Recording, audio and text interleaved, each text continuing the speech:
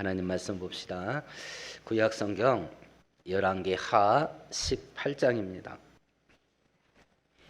593페이지입니다.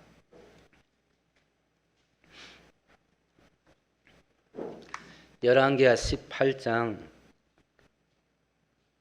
18절에서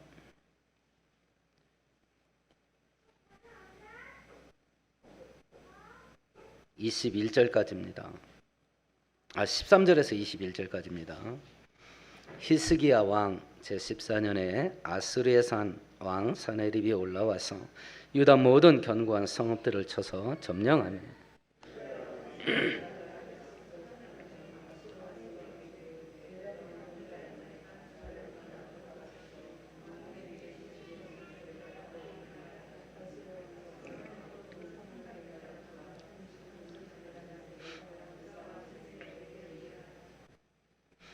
히스기야가 이에 여호와의 성전과 왕궁 곳간에 있는 은을 다 주었고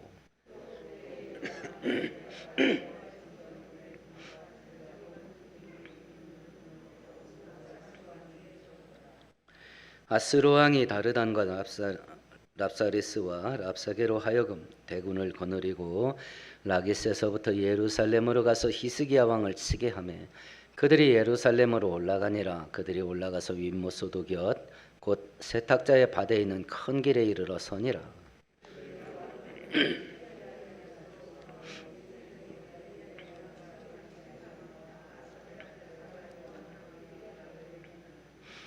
랍사게가 그들에게 이르되 너희는 히스기야에게 말하라. 대왕 아스로 왕의 말씀이 네가 의뢰하는 이 의뢰가 무엇이냐.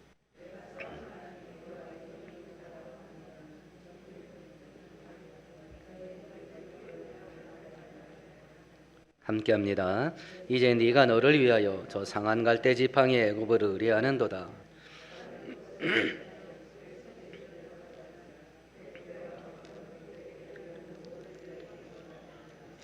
아멘, 아멘. 하나님께서 우리에게 하나님이 어떤 신이고 하나님께서 어떤 일을 하시고 그 하나님을 믿는 게 뭔지를 우리에게 교훈하시는 방법이 크게 세 가지가 있습니다. 하나는 신학을 통해서 가르치셔요.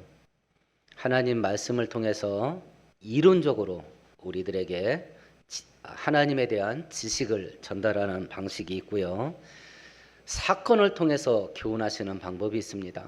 어떤 특정한 사건이 일어났을 때 그 사건이 진행되는 과정 속에서 하나님께서 어떤 신이고 하나님께서 어떤 일을 하시고 하나님을 믿고 의지하는 게 뭔지 교훈하셔요.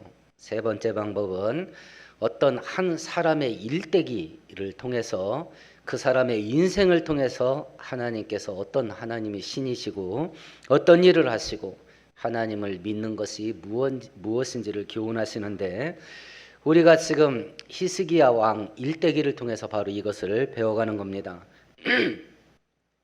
히스기야 왕은 다윗 이후로 믿음 좋은 3대 성군으로 알려져 있는 믿음의 임금 중에 한 사람이었고요. 이 히스기야 왕이 되었을 때 주변 환경이 어떤 환경이었냐면 아버지 아하스 왕이 우상숭배 그리고 부정과 부패로 통치를 했기 때문에 나라가 푹신 썩었습니다. 특별히 종교가 타락을 했죠.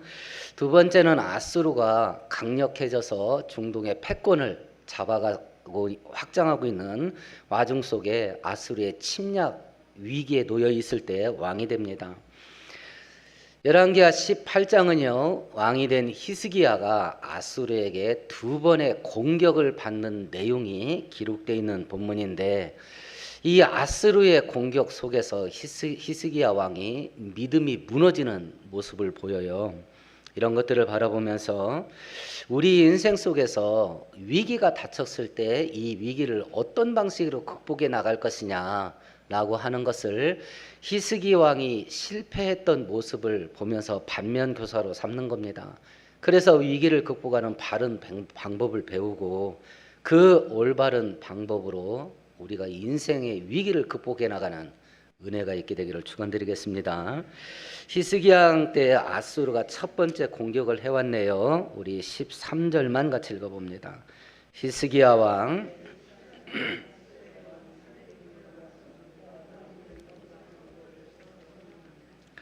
히스기야가 왕이 된 지 14년 되던 해에 아스루 왕이 쳐내려왔습니다.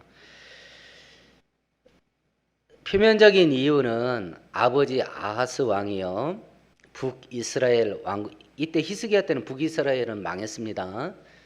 아버지 때 북이스라엘과 아람 두 나라가 연합해서 남유다 왕국을 공격한 적이 있었어요.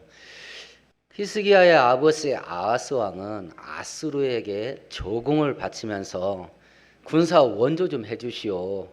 그래서 아스루 왕이 군대를 보내줘서 아람 왕과 북이스라엘 왕의 공격으로부터 구원함을 받아요. 감사를 해야 될 거 아니겠습니까? 그래서 아버지가 아수르 왕에게 감사하러 아수르로 올라갑니다. 그래서 국가 의식을 진행을 하는데 아수르 왕이 아수르 우상에게 제사를 드리는 의식에 참여를 해요. 그리고 나서 그 아수르 왕 그 우상 섬기는 그 신상과 제단을 본을 떠가지고 자기가 돌아가기 전에 고국에 보냅니다. 나 내려가기 전에 이대로 다 만들어 놔. 이렇게 해서 그 제단을 어디다 갖다 놓냐면 솔로몬이 만들었던 성전, 그 성전에 우리가 출애굽기 살펴봤던 그림을 한번 성전 모델을 떠올려 보셔요. 문 열고 성막 안에 들어가면 제일 먼저 나타나는 게 뭡니까? 제사를 드리는 제단이죠. 제물을 불태우는 제단. 그 제단을 치우고 아수르 우상에게 제사하는 제단을 거기다 놨어요. 그리고 여호와 신앙을 폐지해 버린 겁니다. 이렇게 했던 게 아하스예요. 히스기야는 왕이 됐을 때, 아마 왕자로 있을 때부터 식민지 통치를 받으면서 아수르라는 나라에 반감이 있었나 봅니다. 반감이. 그래서 왕이 되고서는 아수르를 섬기는 것을 포기해요. 아수르를 섬기지 않습니다. 그리고 남쪽에 있던 애굽 제국과 동맹을 맺고 아수르에 대항하는 이런 외교 정책을 펼쳐요. 바로 이것 때문에 이제 아수르 왕이 쳐들어 내려온 겁니다. 그런데 이건 이제 세상 사람들이 전쟁을 분석하는 세상적인 안목이고, 이거보다 더 본질적인 이유가 있습니다. 그러니까 아수르 왕 입장에서는 이것들이 나를 안 섬기고 애굽하고 짝짝꿍 돼가지고 나를 대적하려고 그래 해서 히스기야 왕을 공격을 한 거예요. 그런데 이거보다 더 본질적인 이유는 뭐냐면 히스기야 왕이 애굽 왕국을 의지하려고는 그 태도, 이것이 하나님 앞에 죄가 된 거예요. 이것이 어떻게 보면 지혜로운 거지요. 지금 중국이 압박합니다. 우리나라가 국론이 분열됐습니다. 중국하고 친하게 지내야 된다. 아니면 미국하고 동맹을 맺고 중국의 압박을 이겨야 된다. 지금 이 짝 난 거예요. 아수르가 강해져 가니까 아수르 주변에 있던 많은 나라들이 동맹을 맺고 애굽이라는 큰 제국에 의지해서 아수르의 압박을 이겨나가려고 하는데 히스기야가 거기에 동참한 거예요. 히스기야가. 그런데 이 모습을 바라보면서 당시 이사야 선지자가 이때 당시에 선지자 활동을 했었는데 이렇게 말합니다. 그들이 바로의 세력 안에서 스스로 강하려 하며 애굽의 그늘에 피하려 하여 애굽으로 내려갔으되 나의 입에 묻지 아니하였도다. 그러므로 바로의 세력이 너희의 수치가 되며 애굽의 그늘에 피함이 너희의 부끄러움이 될 것이라. 하나님께서 이사야 선지자를 보내서 히스기야 왕을 책망했어요. 니네가 나한테 물어보지도 않고 애굽을 의지하려 해서 애굽에 사신을 보냈는데 그 애굽 때문에 너희들이 수치를 당하게 될 거다. 이게 죄가 됐던 거예요. 그러면 히스기야, 믿음 좋던 히스기야 왕이 되자마자 제일 먼저 했던 걸 저번 주에 살펴봤죠. 제일 먼저 했던 게 뭐냐? 아버지가 했던 우상 숭배를 청산을 하고요. 하나님만 의지하게 하는 종교개혁을 전국적으로 확산시켜 나갔어요. 제일 먼저 믿음을 회복해야 된다, 신앙을 회복해야 된다 하고 종교개혁을 일으켰던 왕인데 이렇게 주변 환경이 점점 어려워져 갑니다. 아수르라는 나라가 점점 강대해지고 벌써 북쪽은 망했어요. 그 아수르아 때 위기의식이 생기는 거죠. 야, 이 국가의 위기를 대체 어떻게 극복할 거냐? 안 되겠다. 다른 더 강한 나라를 의지해서 그 나라와 동맹을 맺고 아수르의 공격을 막아내야 되겠다. 그러니까 외교 정책에 의지를 했고 애굽 왕국을 의지를 했던 거예요. 그러면 이것이 하나님께 괘씸죄가 돼서 하나님께서 너 한번 쓴맛 좀 봐봐라 해서 애굽 나라 군대를 끌고 내려와서 히스기야를 괴롭히고 징계를 내리고 벌 내린 건가? 우리가 잘 생각해야 됩니다. 하나님께서 징계를 하시고 그리고 심판을 하시는 하나님 맞아요. 그런데 지금 이때 히스기야가 한 행동은 하나님을 의지하지 않고 강대국을 의지하는 행동을 취한 거예요. 그럼 하나님을 떠난 겁니다. 그러면 우리가 하나님을 떠나면 제일 먼저 나타나는 증상이 뭐냐면 하나님의 은혜 울타리 밖으로 내가 나간 거예요. 이해되시죠? 하나님이 벌 주는 게 아니라니까요. 하나님의 은혜 울타리 밖으로 우리가 나간 거예요. 근데 거기서 하나님이 은혜를 베푸시면 도망가는 우리의 다리몽댕이를 부러뜨려서라도 끄집어 드립니다. 그런데 나가고 싶어? 너 하고 싶은 대로 해. 하나님에게서 멀어져가는 우리를 다시 하나님 은혜의 울타리 안으로 끄집어 들이시는 은혜, 이걸 접으신 거예요. 그러면 하나님의 은혜가 있어야 사는 우리가 하나님 은혜 밖으로 우리가 스스로 나갔어요. 그럼 거기서 뭔 일을 당할지를 모르는 거예요. 그때 하나님께서 가만히 계셨어요. 그럼 누구 잘못이에요? 우리 잘못이에요? 하나님 잘못이에요? 그건 자업자득인 거예요. 이때 아수르가 공격할 수밖에 없어요. 왜냐하면 히스기야 왕이 아수르를 배신을 하고 애굽과 동맹을 맺었거든요. 그럼 아수르는 공격할 수밖에 없는 상황을 히스기야가 만든 거예요. 그때 하나님께서 히스기야 남유다 왕국이 아수르에게 공격을 받을 수밖에 없는 일을 자기들이 했다고. 그런데 그때 하나님께서 아수르에게 공격을 받지 않도록 막아주시는 은혜를 접어드린 거예요. 그냥 가만히 계신 거예요. 그래서 하나님이 벌 줘서 전쟁 터진 거 아닙니다.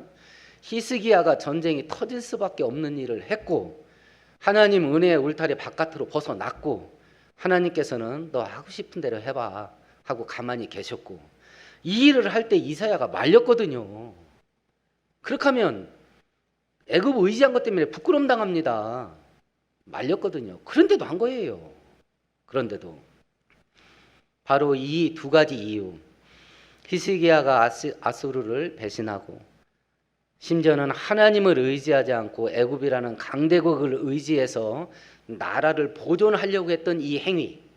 근데 이런 일을 했던 게 누구냐면 믿음 좋았던 히스기야예요. 그러니까 신앙은 항상 현재형입니다. 과거에 예수 잘 믿었다고 해서 지금도 믿음 좋으냐? 아닙니다. 지금 바닥으로 떨어질 수 있습니다. 과거에 질퍽질퍽하게 살았습니다. 그렇다고 해서 지금도 믿음 없이 사냐? 아닐 수 있어요. 지금은 반석 같은 믿음에 설 수 있습니다. 그러니까 과거에 어떻게 살았냐? 이게 중요한 게 아니에요. 지금 내가 어떻게 살고 있느냐가 중요해요. 그래서 하나님의 별명이 과거를 묻지 마세요잖아요. 하나님은 과거를 안 물어봐요. 지금 어떻게 사냐가 문제지. 그래서 그 사람 하는 말 들어보면 아, 지금은 믿음 없구나. 이걸 알 수 있어요. 그게 뭐냐면 신앙생활 하는데 과거에 잘 나갔던 때, 아, 내가 한참 교회 잘 다닐 때는, 신앙에 열심히 있을 때는, 이야기를 하고 있을 때는 지금은 아니란 얘기야. 신앙생활은 곰국 끓이는 거 아닙니다. 과거에 신앙생활했던 거 울고 먹는 거 아니에요. 지금 즉석 비빔밥이야. 지금이야, 지금. 현재형이에요. 그 믿음 좋았던 히스기야 왕이 이런 일을 한 거예요. 근데 그 히스기야 왕이 이렇게 행동하게 만들었던 큰 이유 중에 하나가 뭐냐? 눈앞에 보이는 현실이 너무 험악한 거예요. 막 겁나는 일이 막 펼쳐지는 거예요. 내 힘으로 어떻게 도저히 할 수 없는 일들. 이런 일들이 터져나기 시작을 하는 겁니다. 그걸 보고 나니까 야, 이걸 어떻게 해결해야 되냐 이게. 우리가 눈앞의 현실과 주변 환경을 바라보면 하나님을 못 봅니다. 그러면 세상적이고 육신적인 방법을 쓸 수밖에 없어요. 비는 게 그것만 보이는데 어떡할 거예요. 전능하신 하나님만을 바라보면 우리 시선은 한 곳에만 초점을 맞출 수 있으니까 하나님께 초점을 맞추면 주변이 안 보여요. 그러면 하나님의 능력을 의지해서 주변을 이깁니다. 환경을 이길 수 있거든요. 근데 이 믿음 좋았던 히스기야 왕이요, 주변을 보는 거예요. 그러니까 믿음이 무너지게 되는 것이요. 그러니까 믿을 건 남쪽에 있는 애굽 제국밖에 없는 거예요. 이런 영적인 원리를 잘 기억하시고 눈을 들어서 전능하신 하나님만을 바라보는 믿음의 역사가 있게 되기를 축원드리겠습니다. 이렇게 해서 신앙에 무너지면서 이제 전쟁을 불러오게 됩니다. 이 전쟁에서 이제 첫 번째 침략 전쟁에서는 히스기야가 항복을 하게 되는데요. 14절을 같이 읽어봅니다. 유다의 왕 히스기야가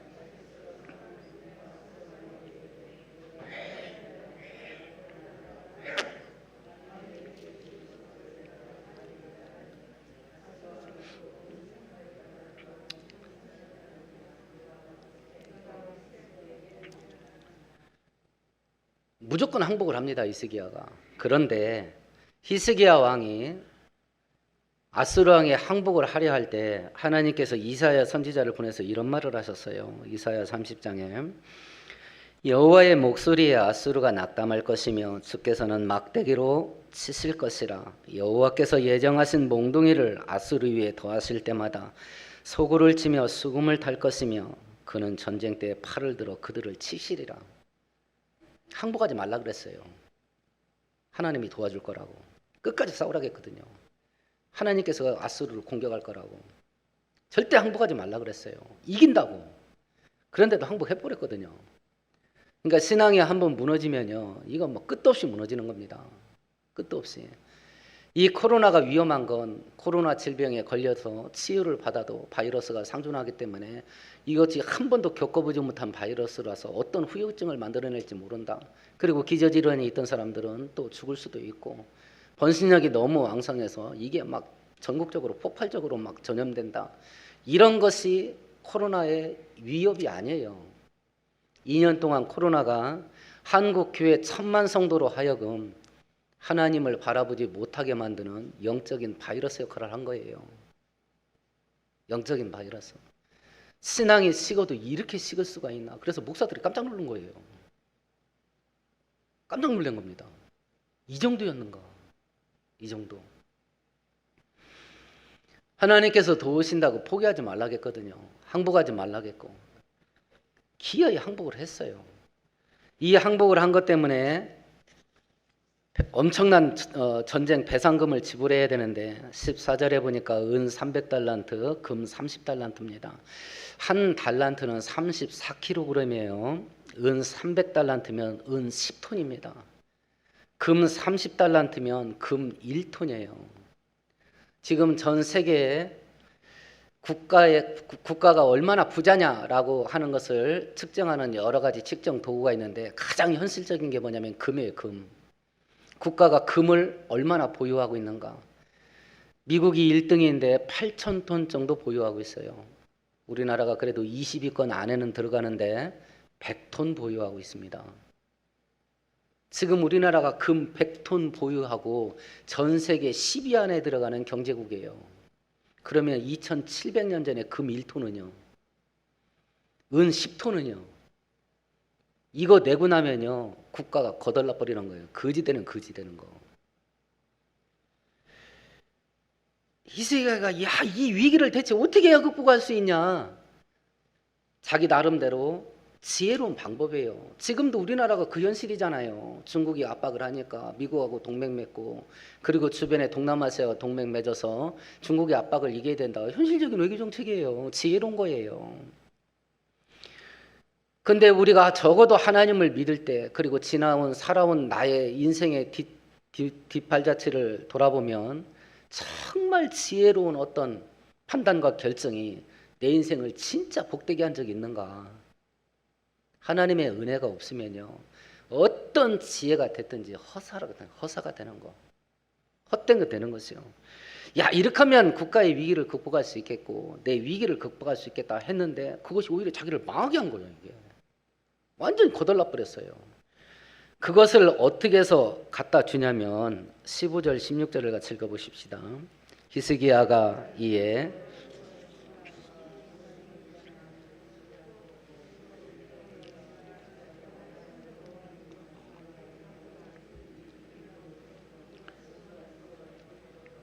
이 비용을 두 군데서 충당을 하네요. 첫 번째는 왕의 곳간, 이건 국가재정창고예요. 두 번째는 하나님의 창고, 헌금한 거, 하나님께 드린 거. 성전 건축할 때 솔로몬이 성전 내부를 전부 금으로 도금했었지요. 그걸 전부 칼로 베낀 거예요. 그리고 그걸 다 갖다 준 거예요. 그러니까 뭐 배는 게 없는 거예요. 이제 뭐 하나님, 세상 사람들 말처럼 이제 하나님이 그 나발이고 아무것도 안 보이는 거예요. 벽에다 도구만 그것까지도 칼로 베껴다가 갖다 줬다니까요. 그것까지도. 자, 이렇게 해서 이제 아수르 군대는 물러갔습니다. 근데 어떤 일이 터졌냐면요, 17절에 보면 또 왔어요. 2년 지난 후에 아수르가 2차 침입을 감행합니다. 아니, 그렇게 걷어갔으면 그냥 놔둬야지. 또 와.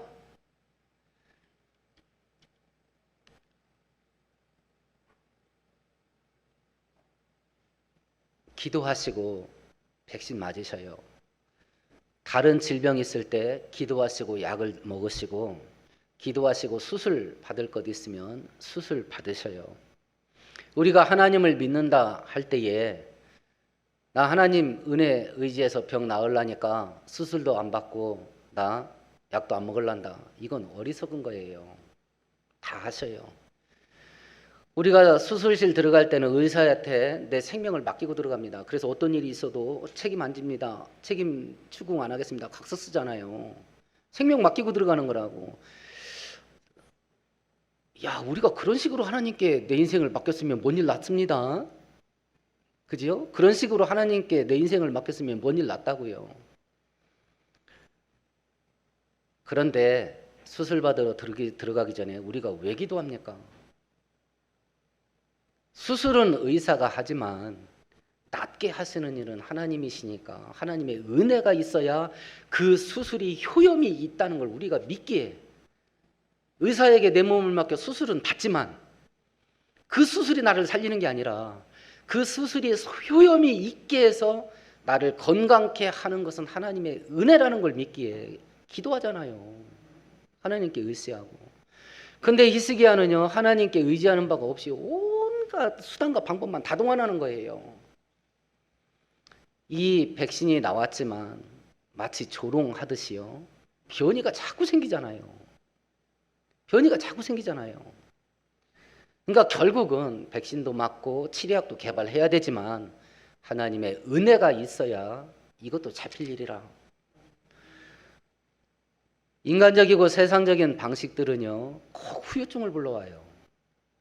마치 이 백신에 전적으로 의지했다가 변이 생기는 것 같이 후유증이 생깁니다. 또 왔어. 두 번째로, 첫 번째 공격에 겨우 나라가 보존됐습니다. 근데 그 와중 속에 왜 2년이 지나서 그 엄청난 배상금을 받아챙긴 아수르 사네비르 왕이 두 번째 또 쳐들어오냐? 히스기야가요, 계속 애굽을 의지해서 아수르로부터 독립을 하려고 그랬거든요. 계속. 그래서 이사야 36장에 하나님께서 그걸 또 책망을 했어요. 보라, 네가 애굽을 믿는도다. 그것은 상한 갈대 지팡이와 같은 것이라. 사람이 그것을 의지하면 손이 찔리리니 애굽 왕 바로는 그를 믿는 모든 자에게 이와 같으리라. 책망을 또 했어요, 하나님께서. 야, 너 그렇게 애굽 왕을 의지하는데 애굽 왕은 네가 몸을 기댈 수 있는 지팡이가 아니오. 애굽 왕은 갈대다, 갈대. 네가 그걸 네 손을 잡고서 푹 하고 너를 인생을 기대면 그거 꺾어져 가지고 네 손 다 찢어져. 애굽 왕이 너한테 그런 존재다. 그런 애굽 왕을 의지하냐?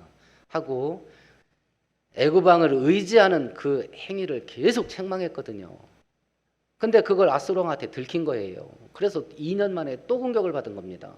그러니까 죄를 계속 불러오는 거예요. 근데 그걸 몰랐냐? 아닙니다. 이사야 선지자가 옆에서 계속 말했어요. 그런데도 계속 징계를 불러오고 심판을 불러올 일을 계속 반복하는 거예요. 우리는 연약해서 죄와 불순종을 안 저질 수가 없습니다. 그런데 정말 지혜가 있다면 한두 대 맞고 가는 겁니다. 하나님께. 그렇잖아요. 죄를 안 질 수가 없어요. 목사님 저는 죄 안 지켰습니까? 근데 우리가 지혜 있다라고 할 때는 성경에서 선지자를 통해서 하나님께서 지혜가 있어야 된다는 걸 말할 때에 한두 대 맞으면 빨리 돌아와라. 어떻게 죽을 때까지 맞으려고 그러냐. 이게 하나님의 책망 아닙니까? 우리의 삶을 돌아보는 거예요. 빨간 신호등에 깜빡깜빡 보이면 심지어는 뭐 저도 그런 경험이 있겠습니다만 뭔 일이 생겨서 신방을 가서 면담을 하다 보면 제가 이럴 줄 알았다니까 이런 경우가 허다해요. 본인도 알아. 내가 이렇게 계속 하다가 뭔 일 날 줄을 본인이 알고 있다니까. 근데 언제까지 그걸 가냐면 뭔 일 날 때까지 가는 거예요. 그것도 웃으면서 말해. 내가 이러다 뭔 일 날 줄 알았다니까요. 그러니까 뭔 일 나지. 그때까지 가는 거예요. 그때까지. 지금 우리의 삶을 돌아보는 겁니다. 뭔 일 날 것 같은 일을 하고 있는가? 아니면 이미 신호가 진행돼서 한두 대 맞고 있는가? 그러면 어떻게 해야 될 건가? 이런 와중 속에 두 번째 침략까지 받았습니다. 이 두 번째 침략을 받았을 때 히스기야가 어떤 반응을 하는가 보십시다. 우리 19장으로 넘어가 볼까요? 4절을 같이 읽습니다. 랍사게가 그의 수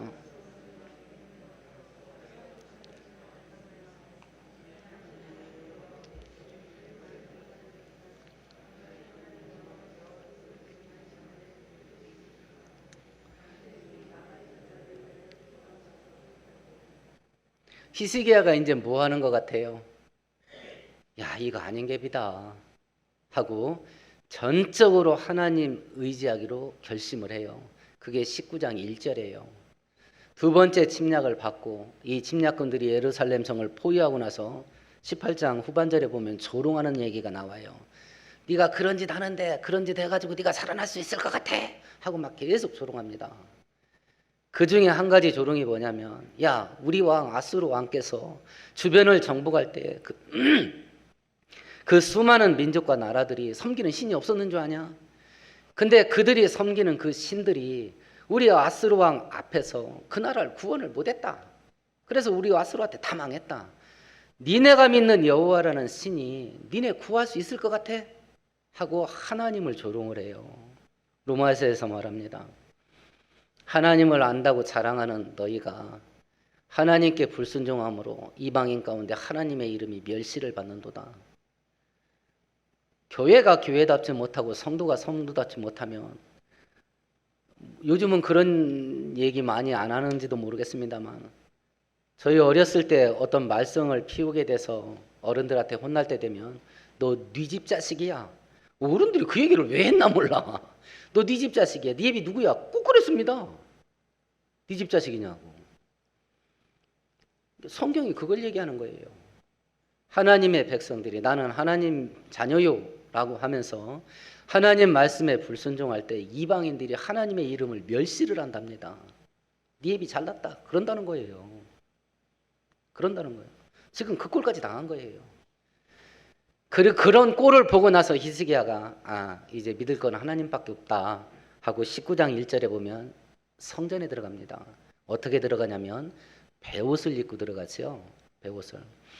왕은 세마포 옷을 입습니다. 최고급 비단 옷이라고 할 수 있겠죠. 최고급 옷을 입습니다. 그걸 벗어버리고 천민들이 입는 가장 허름한 옷, 그 옷으로 바꿔 입어요. 그래서 베옷을 입었다라는 말은 자기를 낮추는 겸손의 표현이에요. 그 베옷을 입고 성전에 들어가면서 신하들에게 얘기합니다. 이사야에게 보내면서 나도 기도하고 있으니 이 아수르의 침략으로부터 우리를 구해달라고 당신도 하나님께 기도 좀 해주시오. 하나님께 돌아가요. 하나님께. 지금 히스기야 같은 경우는 이 두 번째 침략을 할 때 아스르 왕 사네립이 어떤 생각을 하냐면, 이 애굽을 남겨뒀다가는 주변 나라들이 끊임없이 애굽과 동맹하고 아수르에게 대적을 하려고 할 것 같다 해서 군대를 두 개로 쪼개요. 그래서 한 무리는 자기가 직접 끌고 애굽으로 가요. 애굽을 정복하기 위해서. 그리고 3명의 사령관을 동원을 해서 이스라엘을 공격하게 한 거예요. 그러면 이 전쟁 터졌을 때 두 번째 전쟁에는 애굽이 군대를 보낼 수 있을 것 같아요, 없을 것 같아요? 애굽으로 갔다니까요. 아수르 군대 중에 절반이 애굽으로 갔어요. 그럼 히스기야가 그렇게 믿었던, 의지했던 애굽이 원군을 보내줄 수 있을 것 같아요, 없을 것 같아요? 한 명도 못 보냈어요. 그러니까 히스기야가 하나님만 전적으로 의지하기로 결심을 했을 때는 나라 경제는 거덜났습니다. 완전히 거지됐어요. 그렇게 의지했던 애굽은 군사 한 명도 못 보냅니다. 그러니까 지금 히스기야는 이것저것 다 해보고 자기가 할 수 있는 것이 아무것도 없을 때, 그때 하나님께 돌아와요. 그러면 첫 번째 전쟁 딱 터졌을 때, 그리고 항복하려고 했을 때 하나님께서 이사야를 보내서 내가 싸워줄 테니까 항복하지 마. 니네가 이길 수 있어. 라고 했던 말을 들었더라면 그 엄청난 금, 은, 그리고 20만 명 포로로 빼앗기거든요. 그거 안 줘도 됐잖아요. 자기 재산 거덜 안 놔도 됐잖아요. 우리가 언제 겨우 기도 시작하냐면 자기가 할 수 있는 모든 것을 다 해보고 완전히 거덜난 다음에 아무것도 할 수 없을 때, 그때 합니다. 그래서 우리는 슬퍼요. 그래서 우리는 교만의 목이 길어서 슬픈 짐승이에요. 사슴이 목이 길어서 슬프다 그러지요. 우리는 교만의 목이 길어. 그래서 늘 슬퍼요. 스스로 고달프게 삽니다. 스스로. 그럼 이 사건을 놓고 성경이 우리들에게 교훈하시는 바가 뭐겠습니까? 문제가 터지면 성도들은 자기가 할 수 있는 이것저것을 다 해봅니다. 그리고 나서 아무것도 할 수 없을 때 하나님께 돌아옵니다. 성경은 우리들에게 말합니다. 문제 터질 때 오라고. 그거보다 더 좋은 건 터질 일을 만들지 말라고. 근데 그렇게 살 수가 없으니, 우리는 아담의 타락한 죄악의 본성이 뼛속에 박혀 있으니, 애초에 문제가 터지지 않게 살 수가 없으니, 차선이 무엇인가? 문제 터지자마자 하나님께 돌아가는 거. 문제 터지자마자. 히스기야 같은 경우는 완전히 바닥난 다음에 돌아가요. 완전히 바닥난 다음에. 아수르에게 왜 공격을 당하는가?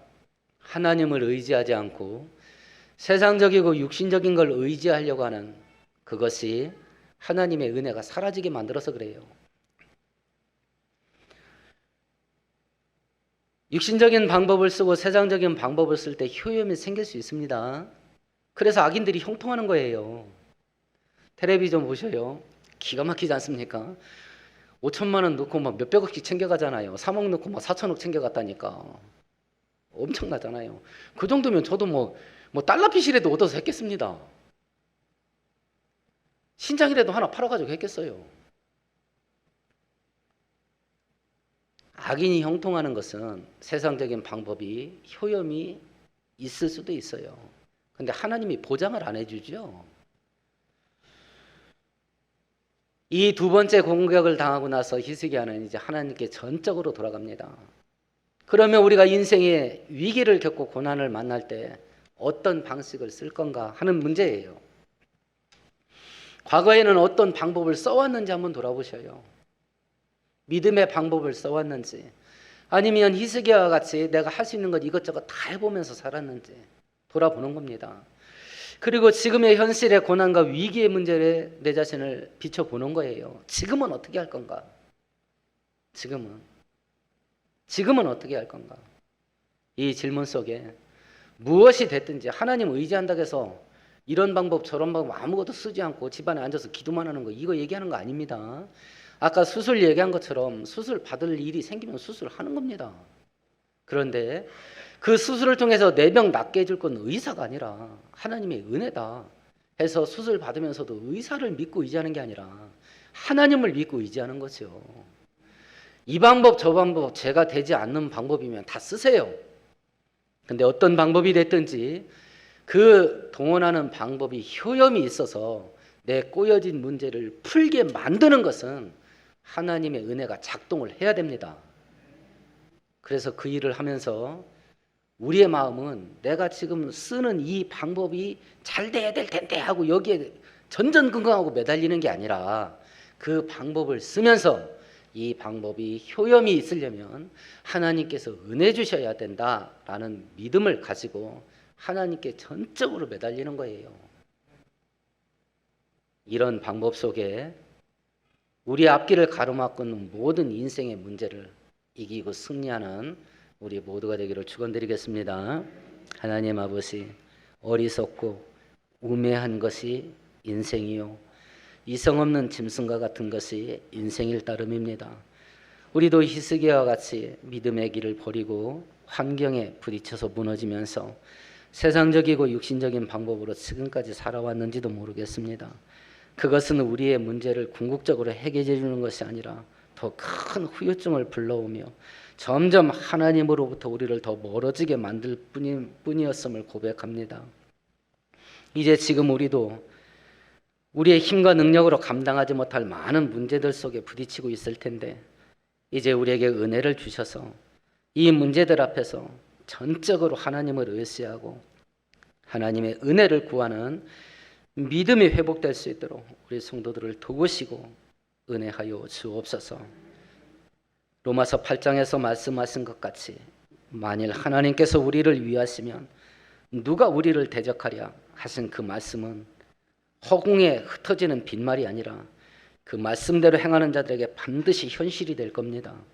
그 말씀 붙잡고 우리도 모든 고난에서 믿음으로 극복하고 승리하는 믿음의 용사들 될 수 있도록 은혜하여 주옵소서.